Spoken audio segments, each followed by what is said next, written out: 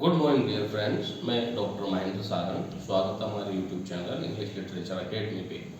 तो dear student, आज हम इस वीडियो में एमए प्रीवियस के बारे में बात करना चाहेंगे, क्योंकि कई बच्चे पूछते भी अब कंसल्ट भी करते हैं कि सर हम इसे कैसे करें। तो देखो, मैं आज पूरा ब्रीफ दे देता हूँ, चाहे वो आरयू का बच्चा हो, चाहे एमडीएस का, चाहे कोटा यूनिवर्सिटी का, चाहे मत्स्य का, चाहे पंडित दीनदयाल यूनिवर्सिटी का।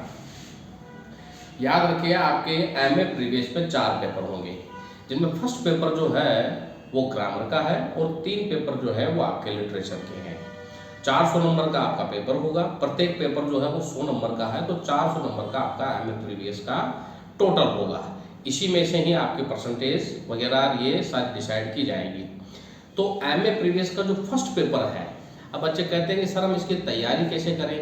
तो देखो, एमए प्रीवियस का जो फर्स्ट पेपर है, जो आपके ग्रामर और यूजेज का है, आप इस पेपर की तैयारी जो है वो किसी पासबुक या सीरीज से ना करें। आप इसकी तैयारी, जैसे मैं बताऊं वैसे करनी है, कि इसमें जो 45 नंबर का जो पार्ट है, 45 नंबर और 55 नंबर, 45 नंबर का जो पार्ट है वो आपका ग्रामेटिकल है और 55 नंबर का जो पोर्शन है वो आपके इसमें डिस्क्रिप्टिव है। अब वो कैसे है, जरा ध्यान दीजिएगा। इसमें जो ग्रामर का जो आपका पेपर है, इस पेपर में आपका जो पहला प्रश्न आता है वो आता है SBOCA का, यानी कि बेसिक पैटर्न का। अब जिन बच्चों ने ग्रामर पढ़ रखी है, एलिमेंट्री ग्रामर की, जिसको नॉलेज है, जिसको पार्ट्स ऑफ स्पीच के बारे में नॉलेज है, जो noun, pronoun, gender, adjective, adverb, preposition, tense, इनकी नॉलेज रखता है, वो इस पोर्शन को अच्छे तरीके से कर लेगा। क्यों? क्योंकि इसमें आपके 8 सेंटेंस दिए जाएंगे, 5 नंबर का ये होता है, 5 क्वेश्चन आपको इसमें हल करने पड़ेंगे। तो इसमें आपको ये देखना है कि भाई इसमें सब्जेक्ट क्या है, वर्ब क्या है, इसमें कॉम्प्लीमेंट क्या है, प्रेडिकेट क्या है, एडजेक्टिव क्या है, एडवर्ब क्या है, ये सारा का सारा सीक्वेंस बिठा के आपको समझाना पड़ेगा। तो जैसा कि मैंने कहा कि जिसको एलिमेंट्री इंग्लिश की अच्छी नॉलेज है वो इसको अच्छी तरीके से कर पाएगा। अब बात करते हैं इसके सेकंड पोर्शन की। तो इसमें जो सेकंड नंबर का जो क्वेश्चन आएगा वो आएगा आपके कंसेप्ट और नोशन का। अब कंसेप्ट और नोशन जो रहते हैं, इसमें 8 क्वेश्चन आएंगे, तुम्हारे 5 करना है, ये भी 5 नंबर का होगा आपके। कंसेप्ट और नोशन में आपको सेंटेंस दिए हुए रहेंगे, तो सेंटेंस को जज करके आपको ये बताना पड़ेगा कि इसमें किसका भाव आ रहा है, और उस भाव को डिफाइन करने के लिए कौन सी मॉडल यूज होती है। तो आपको इसके लिए मॉडल्स की अच्छी नॉलेज होनी चाहिए, चाहे वो प्रेजेंट मॉडल हो चाहे पास्ट मॉडल हो। तो इसके लिए आप जो लुसेंट की किताब आती है उससे इसकी अच्छी तैयारी कर सकते हो। आप लुसेंट किताब से मॉडल्स के बारे में अच्छे तरीके से जान सकते हो। अब बात करते हैं तीसरे क्वेश्चन की। जो तीसरा क्वेश्चन आता है वो आता है, उसमें आपको अंडरलाइन द डिपेंडेंट क्लोज, उसके बारे में आपसे बात करवाएगा। तो पहले आप क्लोज के बारे में समझिए। हाँ, क्लोज का जो चैप्टर है, लुसेंट की किताब आती है, एलिमेंट्री इंग्लिश किताब आती है, उससे आप आराम से समझ सकते हो। क्लोज जो रहता है, पहले तो आप ये देखिए क्लोज होता क्या है। क्लोज जिसका अपना प्रेडिकेट होता है, हम उसे क्लोज कहते हैं। और क्लोज जो रहता है वो कोऑर्डिनेटिंग कंजक्शन और सबऑर्डिनेटिंग कंजक्शन से जुड़े हुए रहते हैं। इनमें नाउन क्लोज भी होता है, एडजेक्टिव क्लोज भी होता है, एडवर्ब क्लोज भी होता है। तो आपको उसमें पूछा जाएगा कि दिया गया जो क्लोज है वो कौन सा है, कि प्रिंसिपल क्लोज है या डिपेंडेंट क्लोज है, या आपको डायरेक्टली ये भी पूछ सकता है कि इसमें डिपेंडेंट क्लोज कौन सा है। तो याद रखिए, डिपेंडेंट क्लोज जो WH वर्ड से जो शुरू होता है वो डिपेंडेंट क्लोज के अंतर्गत आता है। तो जब आप इस चैप्टर को ध्यान से पढ़ोगे और आपको जब नाउन क्लोज, एडजेक्टिव और एडवर्ब क्लोज की अच्छी जानकारी हो जाएगी, तब आप इस क्वेश्चन को अच्छे तरीके से कर पाओगे। अब चलते हैं चौथे क्वेश्चन पे। चौथा जो क्वेश्चन रहता है, उस क्वेश्चन में आपके सेंटेंस एरर दिए जाएंगे।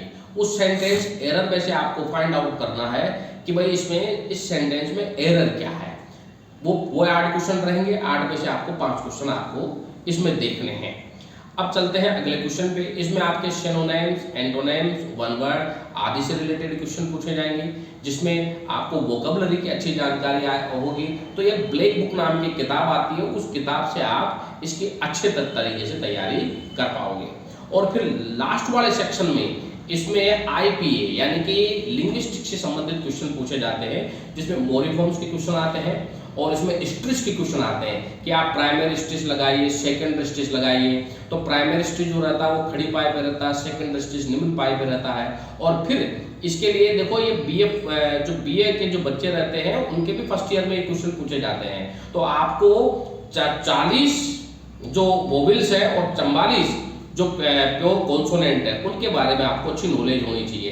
तो ये सेकंड ग्रेड में, थर्ड ग्रेड में एक बेसिक क्वेश्चन पूछा जाता है। आप अगर आपको इनकी अच्छी नॉलेज है तो आप सेकंड ग्रेड की किताब से या कोई भी रीड की किताब से आप इसके बारे में पढ़ सकते हैं। तो आपके इसमें 10 नंबर का एक क्वेश्चन आएगा, जिसमें एक में तो प्राइमरी स्टिच लगवाएगा और दूसरे में आपको वर्ड स्टिच लगाएगा, और फिर इसमें मोरिफॉर्म से रिलेटेड भी क्वेश्चन पूछे जाते हैं। यानी कि जो ग्रामर का जो पोर्शन होगा वो आपके 45 नंबर का होगा, और 55 नंबर की जो 55 नंबर की जो डिस्क्रिप्टिव ग्रामर रहती है उसमें आपको एक पोएम दी जाएगी अनसीन, उसका क्रिटिकल एप्रिसिएशन लिखना है, और 2 आपके पैसेज दिए जाएंगे। उन पैसेज को आपको पढ़ करके उनको आपको उनके आंसर उसमें देने हैं, क्योंकि क्वेश्चन ऑलरेडी उसमें दिए हुए रहेंगे। और फिर आपको किसी एक विषय पर थीम लिखनी है, थीम राइटिंग। थीम का मतलब होता है विस्तारित रूप में लिखना, जैसे कि फॉर एग्जांपल में टाइम इज वैल्यू कैसे है, या वुमन एम्पावरमेंट पे आप थीम लिखिए, सोशल मीडिया पे एक बार लिखिए, तो एक पैराग्राफ की तरह लिखा जाता है। जब आप थीम लिखिए तो इसे बिना पॉइंटों के लिखे, पॉइंटों के साथ इसे न लिखिए। तो इस प्रकार टोटल ये जो पेपर होता है 100 नंबर का होता है, और आप इस पेपर में अच्छे नंबर प्राप्त कर सकते हो अगर आपने अच्छी तरीके से इसको डिस्क्रिप्टिव तरीके से इसको अच्छे तरीके से किया हो। अब किसी भी तरह की जानकारी के लिए आप मुझे फ़ोन करके मुझे पूछ सकते हैं। मेरे फ़ोन नंबर है 9928669902 8963043837। और जिन छात्र छात्राओं को नोट्स की ज़रूरत है उन्हें PDF में नोट्स यहाँ से बहुत कम कीमत में यहाँ से मिल जाएंगे, चाहे वो MA प्रीवियस का हो, चाहे MA फाइनल का हो। और कोचिंग हमारे यहाँ पे गोपालपुरा और गौशाला पे ऑफलाइन भी चल रही है, ऑनलाइन भी चल रही है। तो आप अपनी सुविधा के अनुसार यहाँ से नोट्स भी ले सकते हैं और कोचिंग भी ज्वाइन कर सकते हैं। आपको पूरा मटेरियल यहाँ से उपलब्ध करवाया जाएगा, चाहे वो MA प्रीवियस का हो, चाहे वो MA फाइनल का हो। अब हम अगले वीडियो में RPSC ग्रेड 2 और स्कूल व्याख्याता के बारे में बात करेंगे, क्योंकि हमारे यहाँ पर ग्रेड RPSC 2 और स्कूल व्याख्याता के बेस रन कर रहे हैं। उसके बारे में मैं आपको सिलेबस के बारे में, इनके बारे में समझाऊंगा।